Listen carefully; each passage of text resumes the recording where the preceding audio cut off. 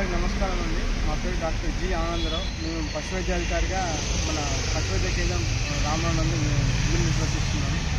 గడిచిన 6 సంవత్సరాల నుంచి ఇక్కడ విధులు నిర్వర్తిస్తున్నానండి. ముఖ్యంగా ఏంటంటే మన భద్రాద్రి కొత్తగూడెం జిల్లా హెడ్ క్వార్టర్ ఉన్న సమీప పశు వైద్య కేంద్రం మన రామవరం పశు వైద్య కేంద్రం అండి. దీని పరిధి వచ్చేసి మన చూసుపల్లి మండలం, లక్ష్మీ మండలంతో పాటు కొత్తగూడెం మండలం ఈ పరిసర గ్రామాలన్నీ కూడా ఈ రామవరం పరిధిలో వస్తుంటాయి. ముఖ్యంగా చెప్పుకునేది ఏంటంటే మనకి చూసుపల్లి మండలం చూసుకున్నట్లయితే ఈ రాంపురము, తర్వాత మన చూసుపల్లి తండ, వంగపేట, తర్వాత లక్ష్మీపల్లి చూసుకున్నట్లయితే సాటివారిగూడెము, తర్వాత అటు కిన్నరసాని సైడ్ బిల్ట్ వచ్చేసి పగనాయగూడెము, తర్వాత సీతారాంపురం, సులానగర్, ఇవన్నీ కూడా మనకి బార్డర్స్ దగ్గర 70 నుంచి 80 గ్రామాలు అనేది ఈ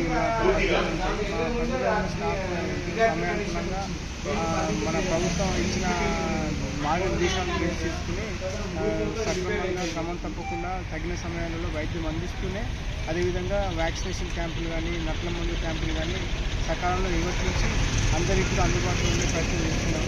కాకపోతే ఒకటి ఏంటంటే మన ప్రాథమిక పశువుల కేంద్రం రామవరం విలేజ్ పూర్తిగా శిథిలావస్థకి వెళ్ళిపోయే పరిస్థితిలో ఉంది.